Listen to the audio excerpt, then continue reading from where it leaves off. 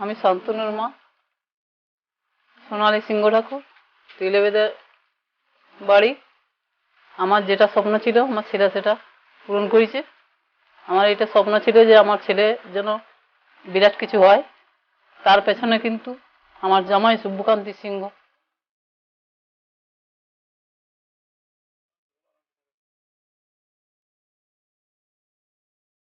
শান্তনু নিয়ে আমার অনেক স্বপ্ন ছিল।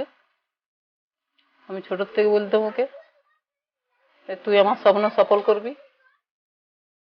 আজকে আমার খুবই ভালো লাগছে এবং আনন্দে ভিতর ভরেছে, তার মধ্যে কান্না আসছে। আমাদের সকলেই এবং মামা বাড়ির থেকেও সহযোগিতা আছে। এই বলে আমার কথা আমি শেষ করছি।